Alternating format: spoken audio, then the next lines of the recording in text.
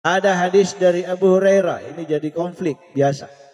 Yang melaksanakan sholat, membaca basmalah dengan dijaharkan, membaca Fatihah sampai salam 2 rakaat, 2 rakaat sampai salam. Lalu beliau berkata, demi Allah, sholat saya lakukan persis seperti yang dilakukan Nabi, menjadi dasar bagi orang yang melaksanakan sholat dengan menjaharkan basmalah. Kadang hadis masih perlu untuk dikaji ulang untuk mengetahui apa yang menjadi sunnah Nabi. Maka seorang ahlu sunnah kalau ada hadis nalia tidak boleh namakan mentah-mentah.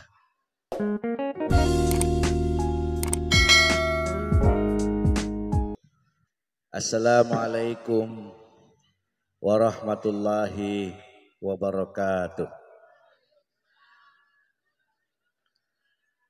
Alhamdulillahi rabbil alamin. Wassalatu wassalamu ala asyrafil anbiya'i wal mursalin Sayyidina Muhammadin wa ala alihi wa sahbihi ajma'in, amma ba'd. Yang saya hormati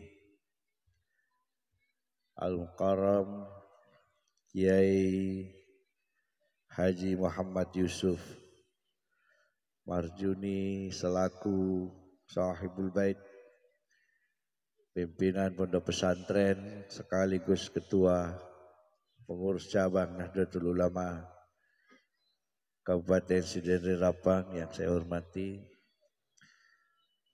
yang kami muliakan Ketua Majelis Ulama Kabupaten Sidrap beserta para alim ulama yang sempat hadir, yang kami hormati pengurus Nahdlatul Ulama Kabupaten Sidere Rapang, pengurus Muslimat Nahdlatul Ulama Kabupaten Sidere Rapang, pengurus Ansor. Oh ya, saya lupa. Surfer Kopimda ada dari Pak Kapolsek, Pak dan Ramil. Oh ya, dan Ramil. Yang saya hormati para orang tua, para alim ulama, para tokoh masyarakat yang tidak sempat saya sebutkan satu persatu, dan semua yang dihormati oleh Al-Mukarram Gurutta tadi, sama semua yang dihormati oleh ketua yang mewakili Kementerian Agama. Nah, itu sudah tersebut semua pasti. Alhamdulillah, pada hari ini kita berkumpul untuk menyaksikan anak-anak kita untuk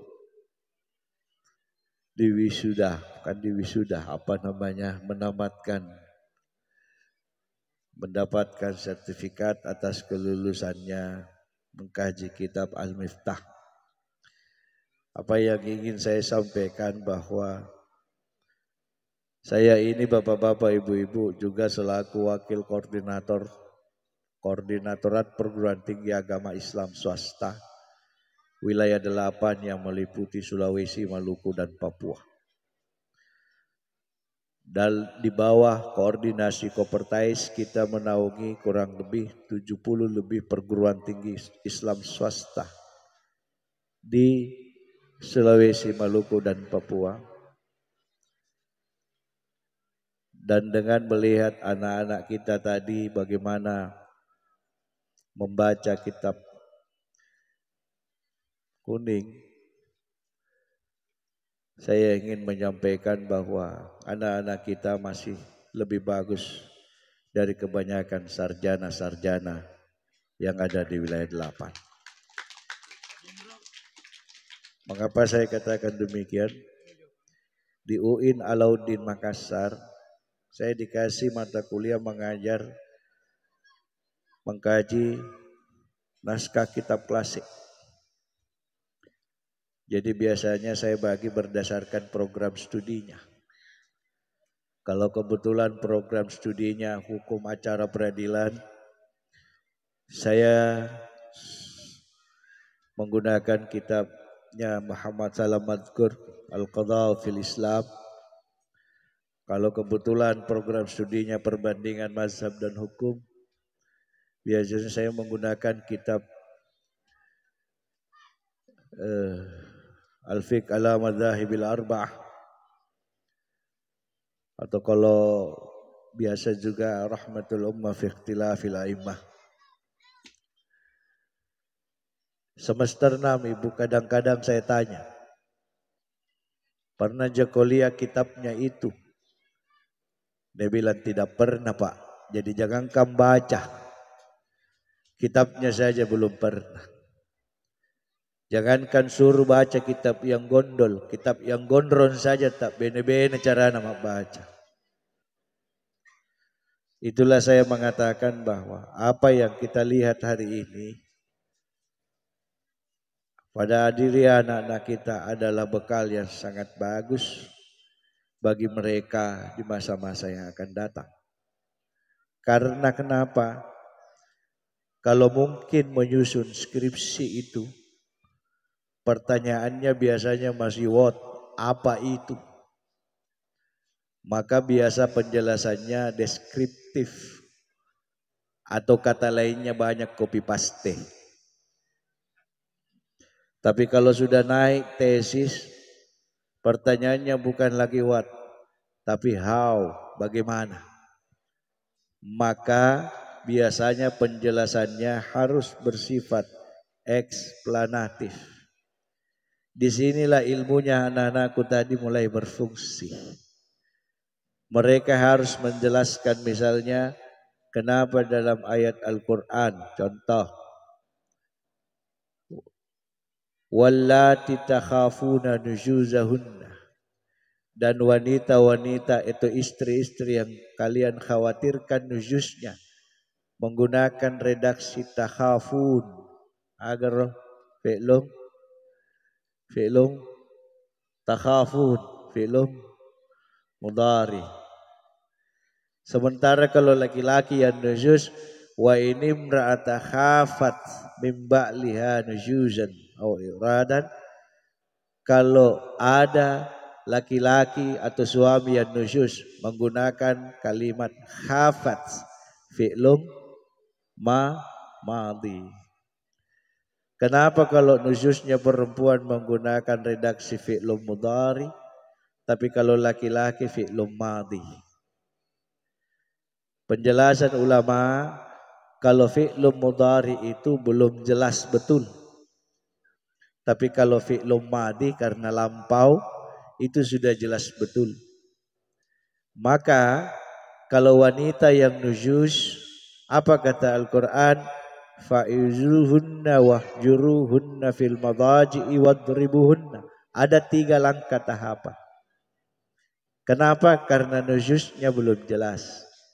Itu perempuan kadang-kadang mukanya mulutnya bilang A, hatinya bilang B. Coba-coba. Tapi kalau laki-laki khafat fi'lum madhi, menunjukkan bahwa kadang-kadang kalau suami nujus itu sudah kelihatan dari mukanya. Jadi itu kadang-kadang suami kalau mau kawin lagi belum ngomong kelihatan di mukanya. Belum mau kawin lagi ini. Maka kata Al-Quran, wa inim ra'ata khafat min ba'liha nujuzan aw iradan fala junaha alaihi ma'yus yusliha sulhan. Udah bicara mau saja, jangan terlalu banyak langkah-langkah. Jadi itu nanti berfungsi. Kenapa menggunakan fi'lum madhi? Kenapa menggunakan fi'lum mudhari? Biasanya kalau sudah level tesis, apalagi disertasi. Salah satu penafsiran ulama misalnya tadi, fa'izunna, maka nasihatilah mereka kalau perempuan nujus. Misalnya contoh, setelah sholat maghrib biasanya istri itu persiapkan makan malam. Tapi karena kebetulan ada sinetron Korea, Sehingga dulu ambil remote nonton televisi. Kalau terjemahan sederhana ayat ini fa'izuhunna, nasihati. Tapi kalau dinasihati nah lagi asik nonton sinetron Korea, bisa jadi menjadi sumber pertengkaran. Bapak kaya episode terakhir nih, sekali-kali kita ya masak ke tapi fa'izuhunna berasal dari akar kata mau'idah, memiliki akar kata yang sama dengan mau'idah, yang artinya memberi contoh. Jadi kadang-kadang menasihati itu perlu dengan contoh. Jangan kita nasihati. Bapak-bapak pergi misalnya ke dapur pukul-pukul panci, berhenti itu menonton. Itu salah satu penafsiran yang menunjukkan bahwa perubahan kata dalam Al-Quran, penggunaan fi'il madhi, fi'il mudhari, itu semua harus difahami dalam rangka apa? Dalam rangka memahami petunjuk-petunjuk di dalam Al-Quran, sehingga lebih kontekstual dan bisa lebih diterima. Itu akan sangat berfungsi nanti. Mengapa ini saya mulai dari sini? Allah Subhanahu wa taala berfirman, "Laqad kana lakum fi Rasulillahi uswatun hasanah." Sungguh pada diri kalian, pada diri Rasulullah adalah contoh dan suri tauladan yang baik. Dan karena kita sudah tidak bisa melihat Rasulullah secara langsung, maka yang kita bisa lakukan adalah mempelajari peninggalannya. Dan peninggalan beliau sebagaimana sabda Rasulullah, "Taraktu fikum amrayn lam tadillu ma tamassaktum bihima, kitaballahi wa sunnata nabiyhi." Saya tinggalkan oleh-oleh bagi kalian umatku, kata beliau, yang kalau kalian berpegang kepadanya, insya Allah tidak akan sesat. Apa itu oleh-olehnya? Kitab Allahi wa sunnata nabiyhi. Kitab Allah, tuntunan Allah dan tuntunan nabinya. Bu ibu, bapak-bapak, digaris bawahi redaksinya Kitab Allahi wa sunnata nabiyhi. Tidak ada satu dalil pun, tidak ada satu hadis pun yang peninggalannya Nabi menggunakan redaksi Al-Quran dan hadis. Tetapi redaksi yang ada Kitab Allahi wa sunnata Nabi sallallahu alaihi wasallam. Kitab Allah dan sunnah Nabi, bukan Al-Quran dan hadis. Apa bedanya, Ustaz? Bukankah Kitab Allahi itu sama dengan Al-Quran? Dan sunnah Rasul sama dengan hadis. Keduanya adalah merupakan definisi yang berbeda. Saya berikan contoh misalnya pada sunnah. Kalau saya mengatakan sunnah berbeda dengan hadis, contohnya pernah dengar istilah ulumul hadis? Pernah? Adik-adik pernah dengar istilah ulumul hadis? Tapi pernah dengar istilah ulumus sunnah? Tidak pernah. Kalau begitu, apa sama hadis dengan sunnah? Kalau hadis sama dengan sunnah, kalau ada ulumul hadis berarti ada juga ulumus sunnah. Tapi kenapa tidak ada ulumus sunnah, yang ada cuma ulumul hadis? Karena sekali lagi sunnah berbeda dengan hadis. Sunnah dalam definisi kitab-kitab kuning diberikan definisi ma udhifa ila Nabi sallallahu alaihi wasallam min qaulin aw fi'lin aw taqririn aw sifatin aw hamiyatin aw ghairi dzalik. Apa yang disandarkan pada Nabi, baik berupa perkataan, perbuatan, harapan, cita-cita, impian atau selainnya. Itu yang dibilang sunnah. Secara sederhana, sunnah Rasul atau sunnah Nabi adalah tuntunan Nabi Muhammad sallallahu alaihi wasallam. Apa yang dituntunkan, itu yang dimaksud sunnah. Tetapi kalau hadis berasal dari kata haddatsa yang artinya cerita. Hadis Nabi berarti cerita tentang tuntunan Nabi. Yang namanya tuntunan Nabi tidak perlu diverifikasi. Tapi yang namanya cerita tentang tuntunan Nabi harus diverifikasi. Karena yang namanya cerita kadang-kadang banyak yang ditambah-tambahi, banyak yang dikurang-kurangi. Kadang-kadang ada cerita redaksinya bilang A, tapi tujuannya maksudnya B. Kadang-kadang cerita ada yang berasal dari orang yang bisa dipercaya, ada juga yang berasal dari orang yang tidak bisa dipercaya. Maka cerita yang dalam bahasa Arabnya haddatsa harus diverifikasi. Maka muncullah ilmu yang bertujuan memverifikasinya, dinamakan ulumul hadis. Tapi sunnah Nabi atau tuntunan Nabi tidak perlu diverifikasi, maka tidak ada yang dinamakan ulumus sunnah. Yang perlu diverifikasi sekali lagi ceritanya. Bagaimana bedanya Ustaz? Saya kasih contoh. Rasul dalam sebuah hadis Rasulullah bersabda, "Hai kaum muslimin, kalau kalian membuat jambangan, maka hindari menghadap utara dan selatan." Saya tanya ibu yang mau kepala kantor Kementerian Agama, menghadap kemana bisa tak di rumah ibu? Menghadap kemana bisa tak di rumah? Utara. Pak Kapolsek, menghadap kemana bisa tak di rumah? Utara.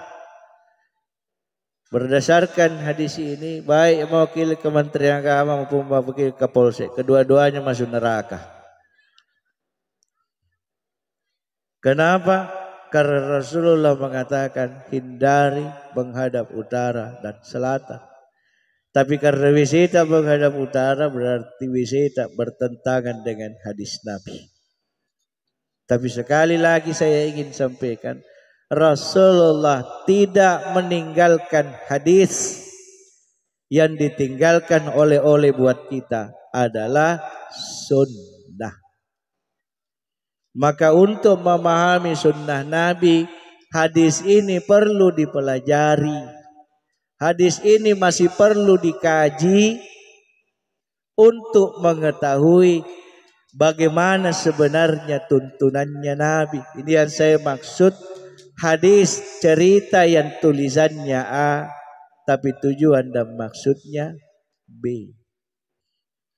Setelah dipelajari, setelah dikaji, ternyata ketika Rasulullah mengatakan kalimat ini, beliau sedang berbicara di hadapan kaum muslimin di kota Madinah. Dan Madinah adalah sebuah kota yang berada di sebelah utara kota Makkah. Maka ketika Rasulullah mengatakan, "Hai kaum muslimin," dalam tanda kurung masyarakat kota Madinah, kalau kalian membuat jambangan, hindari menghadap utara dan selatan. Itu karena kalau orang Madinah membuat jambangan menghadap utara dan selatan, berarti berhadapan atau membelakangi Ka'bah. Andaikan Rasulullah berbicara dengan kaum muslimin yang ada di Sidendren Rappang, tentu kalimatnya bukan utara dan selatan, tapi kalimatnya timur dan barat. Itulah yang dimaksud redaksi hadis tulisannya A, Tapi maksudnya menunjukkan bahwa kadang-kadang hadis masih perlu untuk dikaji ulang untuk mengetahui apa yang menjadi sunnah Nabi. Maka seorang ahlus sunnah kalau ada hadis nalia tidak boleh namakan mentah-mentah. Banyak hadis cerita yang justru menjadi sumber konflik kalau tidak dipelajari lagi dengan baik. Apa yang dimiliki santrita adalah bekal untuk mempelajari hadis Nabi, untuk menemukan apa yang menjadi sunnahnya. Saya beri contoh lagi. Ada hadis dari Abu Hurairah, ini jadi konflik biasa. Yang melaksanakan sholat, membaca basmalah dengan dijaharkan, membaca Fatihah sampai salam 2 rakaat.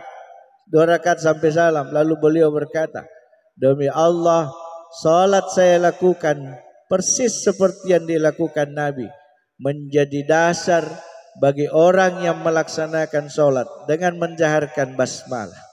Hadisnya sahih.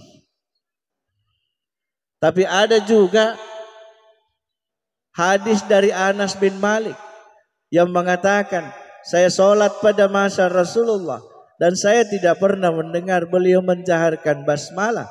Jadi dasar bagi yang sholat di masjid yang tidak menjaharkan basmalah. Parahnya kadang-kadang ada fanatisme dalam satu pendapat, sehingga masyarakat yang terbiasa dan meyakini basmalah dikecilkan, tidak mau sembahyang di masjid yang dibesarkan basmalahnya, dan basmalah yang dibesarkan tidak mau sembahyang di masjid yang dikecilkan basmalahnya. Kenapa bisa berbeda? Itu karena memakan mentah-mentah cerita atau hadis Nabi. Padahal bagaimana maksudnya?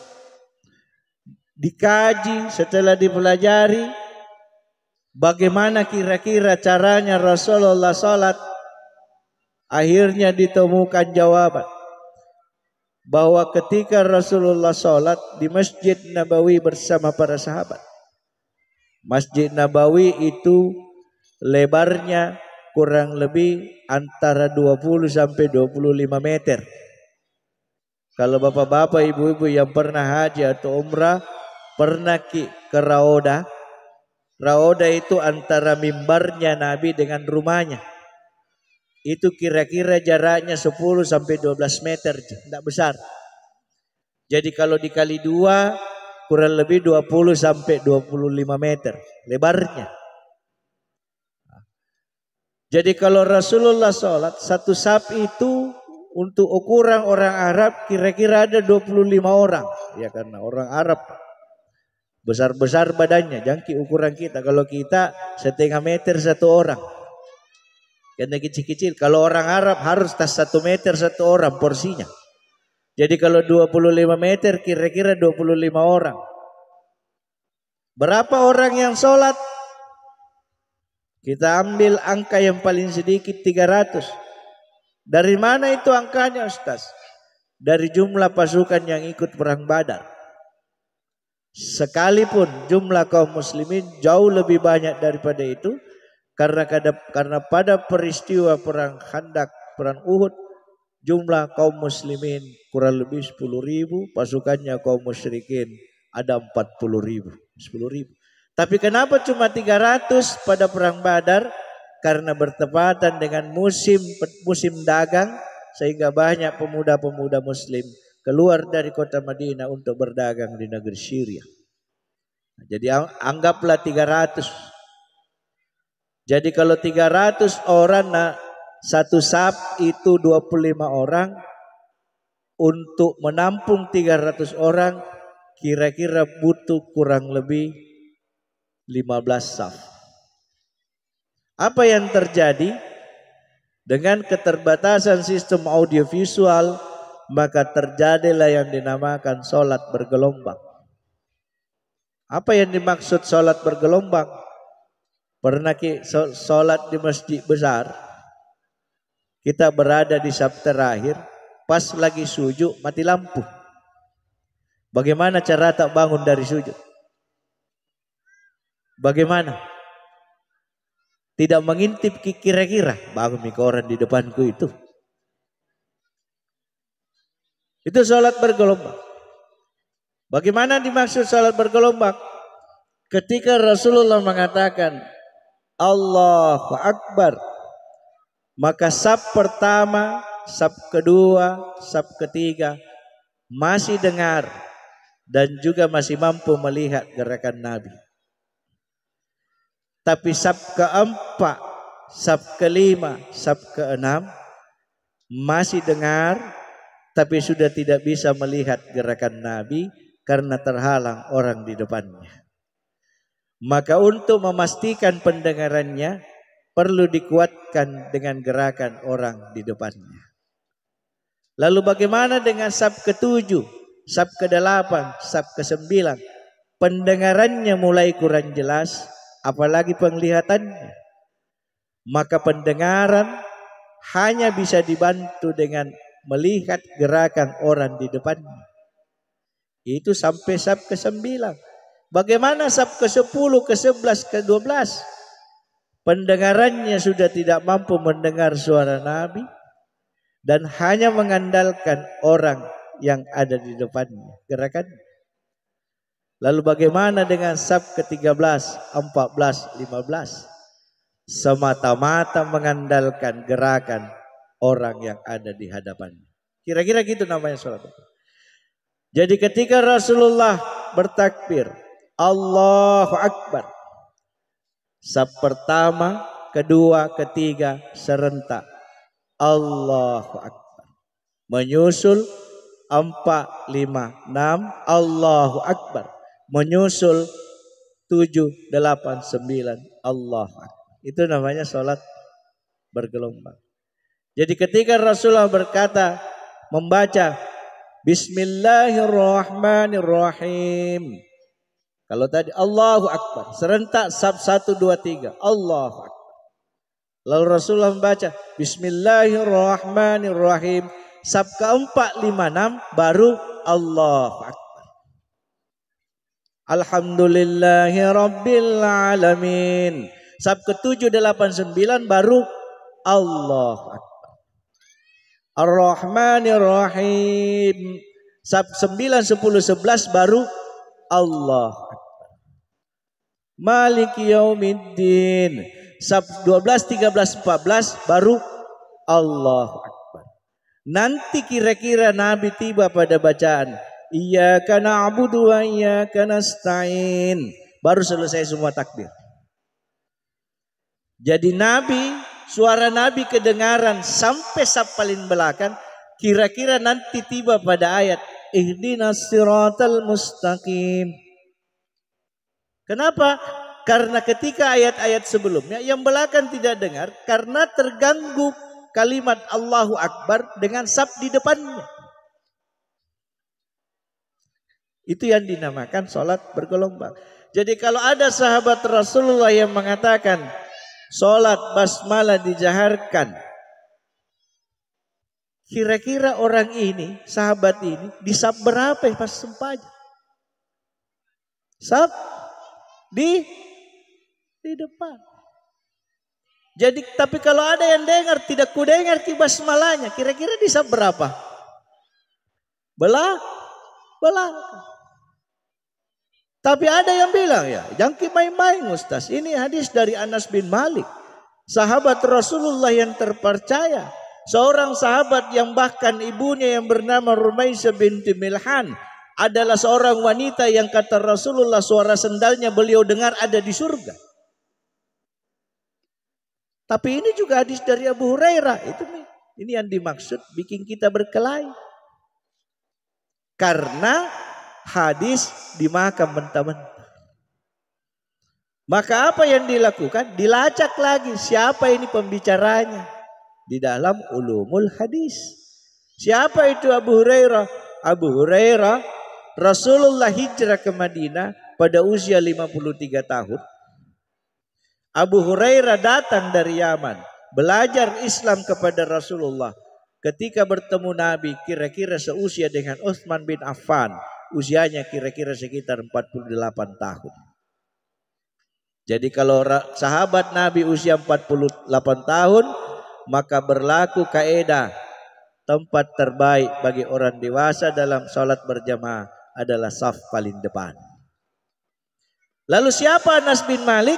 Anas bin Malik adalah putra dari seorang ibu bernama Rumaisah binti Bilhan yang dititipkan kepada Rasulullah oleh ibunya. Ya Rasulullah, saya titip anakku. Tolong kau angkat dia seperti anakmu sendiri. Didiklah dia, bimbinglah dia agama Islam agar kelak menjadi orang yang soleh. Pada usia berapa diserahkan pada Nabi? Pada usia 12 tahun. Kalau usia 12 tahun berlaku kaidah tempat terbaik untuk anak-anak ada di saf ke paling belakang. Jadi ketika Anas bin Malik mengatakan saya sholat bersama Nabi dan tidak mendengar beliau menjaharkan basmalah, beliau tidak berkata bohong, hanya menyampaikan apa yang beliau didengar berdasarkan dari tempat yang paling afdal untuk dia. Jadi bagaimana Ustaz? Ya silakan. Kalau mau sholat pakai hadisnya Abu Hurairah sebagaimana salatnya orang dewasa, silakan. Tapi kalau mau juga sholat dengan sholatnya seperti anak-anak Anas bin Malik yang tidak menjaharkan basmalah juga silakan, tidak salah karena semua ada dasarnya. Tetapi ingat, sholatnya Abu Hurairah adalah sholatnya orang dewasa dan sholatnya Anas bin Malik sholatnya anak-anak. Mana yang kita pakai? Silahkan. Masih anak-anak kita atau sudah dewasa? Pertanyaannya di situ. Maka seorang ahlus sunnah, ingat, seorang ahlus sunnah sekali lagi tidak boleh memakan mentah-mentah sebuah hadis. Kenapa? Karena Rasulullah tidak pernah meninggalkan hadis, tapi Rasulullah meninggalkan sunnah. Maka hadis harus dipelajari. Dan salah satu cara mempelajarinya adalah dengan memahami kaidah bahasa Arab seperti yang ditunjukkan oleh anak-anak kita tadi. Jadi yakin maki orang-orang yang tidak memahami kaidah bahasa Arab seperti yang ditunjukkan anak-anak sangat sulit untuk menjadi seorang ahlus sunnah sejati. Dengan adanya mereka ada harapan bahwa ahlus sunnah akan tetap terjaga di bumi Sidendren Rapang ini. Itu harapannya. Hadirin dan hadirat yang dirahmati oleh Allah. Hari ini kita berkumpul memperingati sosok yang menitipkan kita dua oleh-oleh itu. Siapa itu? Baginda Rasulullah sallallahu alaihi wasallam. Dalam tadi tidak dibacakan, tapi ada syair dalam kitab Al-Barzanji. Walamma arada Allah Ta'ala ibraz hakikatihil Muhammadiyah wa idharahu jisman wa ruhan bisuratihi wa ma'na nakalahu ila maqarrihi min sadafati Aminah az-Zuhriyah wa khassahal qaribul mujibu bi an takuna umman li Mustafa. Dan ketika Allah ingin menunjukkan kepada kita hakikatnya yang terpuji secara sederhana begini. Kalau mau lihat modelnya Allah dalam wujud jasmani dan rohani, bagaimana itu Allah sifat-sifatnya, ampe-ampena, lihat Nabi Muhammad sallallahu alaihi wasallam. Kira-kira begitu gambarannya. Bukan Allah yang sebenarnya, ampe-ampe. Kira-kira begitu. Bagaimana contohnya Ustaz? Contohnya kalau Allah memiliki sifat Ar-Rahman Maha Pengasih, maka lihat caranya Nabi mengasihi orang lain. Kira-kira begitu. Pada diri Nabi ada sifat-sifat Allah yang sudah ditempel. Itu namanya hakikatul Muhammadiyah. Tidak sama dengan nabi-nabi lain yang kalau mau diajarkan dengan sifat-sifat Allah kadang-kadang perlu diuji dulu. Contohnya ketika Allah mau mengajarkan kata Ar-Rahman kepada Nabi Ibrahim alaihissalam, itu Allah harus mengujinya dulu.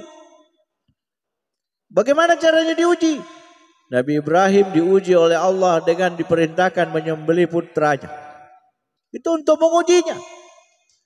Suatu ketika anaknya sudah besar. Walamma balagha mausai, anaknya sudah besar. Allah bilang kepada Nabi Ibrahim, besar biar nama Ibrahim. Pergi ke sana, pergi tengok. Pergi berangkat Nabi Ibrahim dari Yerusalem menuju Makkah, jaraknya 1.500 km. Di tengah perjalanan tiba di sebuah kota bernama Yathrib, sekarang Madinatul Munawwarah.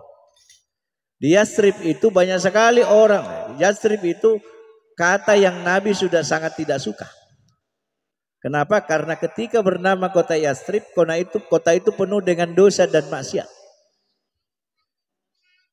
Nabi Ibrahim tiba di kota Yathrib menyaksikan masyarakat banyak melakukan dosa. Banyak suka berjudi, minum minuman keras, main perempuan dan lain-lain sebagainya, mencuri. Sebagai seorang nabi, tentu emosi Nalia itu. Apa yang dilakukan? Beliau hendak berdoa kepada Allah agar membinasakan masyarakat kota Yathrib. Begitu angkat tangannya, tiba-tiba turun malaikat Jibril. Nabi bilang, stop Ibrahim, jangan dulu berdoa. Kenapa? Allah, saya bawa pesan dari Allah katanya. Apa pesannya? Allah berharap kepadamu Ibrahim agar tidak menggunakan doamu yang mustajab itu, memintanya membinasakan masyarakat kota Yathrib. Maka dia Jibril, tapi mereka Ibrahim berkata, tapi mereka melakukan maksiat. Jibril bilang, hari ini engkau melihat, menyaksikan mereka melakukan maksiat, tapi kau tidak akan pernah tahu bahwa besok bisa jadi kelak mereka akan bertaubat dan kembali kepada Allah. Masih protes Nabi Ibrahim, bagaimana kalau tidak? Kalau tidak, kau juga tidak akan pernah tahu. Bisa jadi dari sulbi mereka akan lahir generasi yang memuliakan Allah. Masih protes lagi, bagaimana juga kalau tidak? Nabi bilang Jibril, kalau paling tidak, yang jelas pasti mati. Dan kalau sudah mati, terserah Allah mau apakan. Ini jawaban sekali.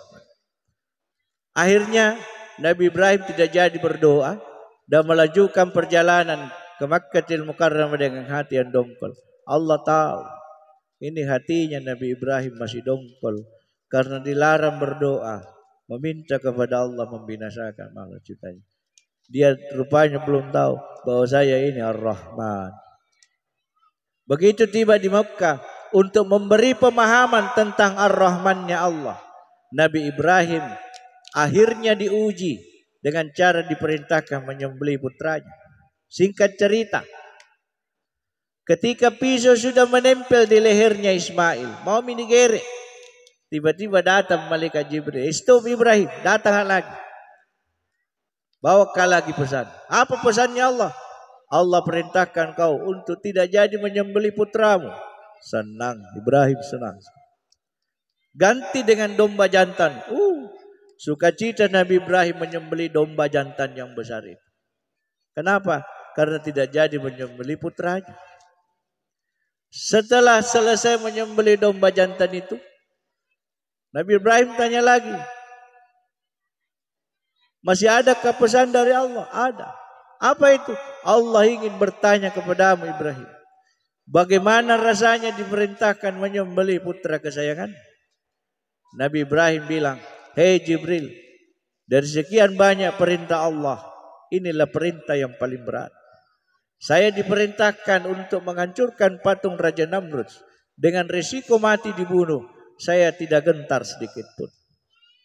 Saya diperintahkan untuk melompat ke dalam api dengan risiko mati terbakar. Saya tidak ragu sedikit pun. Tapi ketika saya diperintahkan untuk menyembelih putra yang saya sayangi, andai saya bukan seorang nabi dan rasul, maka perintah yang satu ini tidak sanggup saya lakukan. Lalu Jibril berkata, hei Ibrahim, kalau kau merasa bahwa perintah menyembelih putra kesayanganmu dengan kasih sayangmu yang seperti itu kau anggap sebagai perintah yang sangat berat kau laksanakan, maka bagaimana mungkin kau menganggap permintaan kepada Allah dengan kasih sayangnya yang besar itu untuk membinasakan makhluk ciptaannya, kau anggap sebagai permintaan yang mudah bagi Allah Subhanahu wa taala. Disitulah Nabi Ibrahim memahami arti dan makna dari kata Ar-Rahman milik Allah Subhanahu wa taala. Jadi nabi-nabi lain untuk diingatkan tentang sifat-sifat Allah kadang-kadang perlu diuji.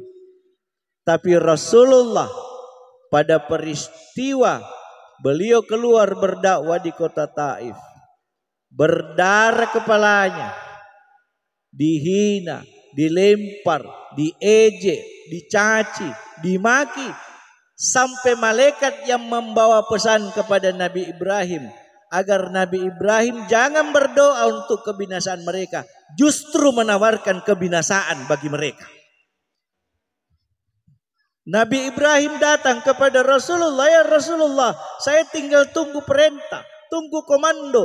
Saya angkat gunung Tur ini kutimpakan pada masyarakat kota Taif. Saya binasakan mereka.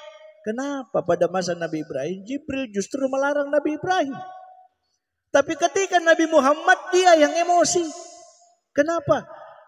Karena dalam diri Nabi Muhammad tidak perlu diingatkan tentang Ar-Rahman, karena Ar-Rahman sudah menempel di dalamnya. Itu yang dinamakan hakikatihil Muhammadiyah. Maka pada diri Rasulullah, kalau mau kita tahu, mau kita cari sifat-sifat Allah, bagaimana Allah Subhanahu wa taala, maka pelajarilah apa yang menjadi tuntunannya. Dan mempelajari tuntunannya dimulai dengan mempelajari cerita-cerita yang menuturkan tentang tuntunan Nabi, tapi dengan memahami kaedah-kaedah bahasa Arab seperti yang ditunjukkan oleh santri-santri kita tadi. Apa yang ingin saya sampaikan dalam hikmah maulid ini, bahwa kita sekali lagi, saya tadi bilang sama Pak Kiai, bisa jiku kirim santriku 3 bulan di sini belajar. Nah bilang beliau, aku pikir-pikir dulu. Mudah-mudahan bisa diadakan kerjasama, karena saya berharap. Yang kedua, Kak Ismail, dengan situasi seperti ini saya berharap dari pesantren ini bisa kita buka perguruan tinggi. Kenapa saya berharap demikian? Ketika saya mengatakan bahwa apa yang ditunjukkan adik-adik jauh lebih baik dari para sarjana di sekolah tinggi keagama Islam yang ada di wilayah Indonesia Timur, saya tidak main-main. Maka ketika saya menginginkan bahwa akan lebih baik kalau di pesantren ini didirikan perguruan tinggi. Kenapa? Karena kadar-kadar yang ditunjukkan oleh santri-santri kita adalah sebuah bekal yang luar biasa untuk menghidupkan kembali ajaran Ahlus Sunnah wal Jamaah. Itu harapan saya. Delegasi. Jadi kalau saya sudah bukan lagi sekretaris wilayah Kak Ismail, saya Khatib Surya pengurus besar NU. Itu perintah namanya. Jadi mohon ikatan sarjana dikumpulkan semua magister. Saya berharap di Sidrap ini lahir perguruan tinggi NU yang berbasis Ahlus Sunnah betul-betul. Kalau bisa nanti dicarikan lokasi. Banyak sekali wakaf-wakafnya Pak Kiai tadi, carikan lokasi didirikan dengan basis dari pondok pesantren ini. Itu harapannya. Mudah-mudahan bisa diwujudkan. Mudah-mudahan apa yang kami sampaikan ada hikmah yang bisa kita ambil, dan mudah-mudahan santri-santri kita ke depan. Kalau Pak Kiai kasih Anda ijazah berupa kertas, saya mau kasih ijazah berupa doa. Dengan tulisan tangan saya sendiri. Ambilkan ijazah saya mau tuliskan. Ya. Jadi ijazahnya, sertifikatnya. Jadi doa ini adalah doa yang selalu Nabi bacakan ketika mencium seorang anak. Nanti dibagikan ke temannya ya, satu saja. Di belakangnya saja ya, supaya enggak.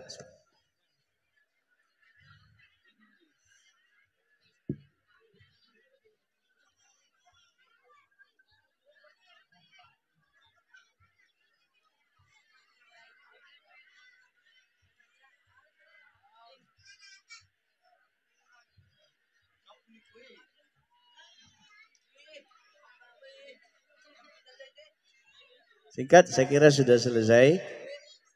Kita tutup dengan bersama-sama berdoa. Mudah-mudahan acara ini mendatangkan berkah dari Allah Subhanahu wa taala dan menjadi wasilah kita mendapatkan syafaat dari Rasul. Amin. A'udzubillahi minasyaitonir rajim. Bismillahirrahmanirrahim. Alhamdulillahirabbil alamin. Allahumma shalli ala sayidina Muhammad wa ala ali sayidina Muhammad. Allahumma ighfir lana wa liwalidina warhamhum kama rabbawna shighar.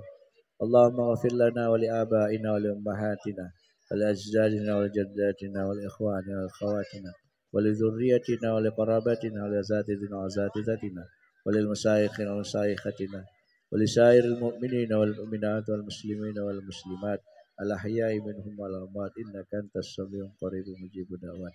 اللهم إنا نسألك سلامة في الدين وعافية في الجسد وزيادة في العلم وبركة في الرزق وتوبة قبل الموت ورحمة عند الموت ومغفرة بعد الموت. اللهم حوين علينا في شكرة الموت والنجاة من النار والعفو عند الحساب. اللهم بارك جمعنا هذا جمع مبارك وتفرقنا ولا تفرقا معصوما. ربنا آتنا في الدنيا حسنة وفي الآخرة حسنة وقنا عذاب النار. وصلى الله على سيدنا محمد وعلى آله وصحبه وبارك وسلم والحمد لله رب العالمين. Allahumma fiqil aqwa min tarik. Assalamualaikum warahmatullahi wabarakatuh.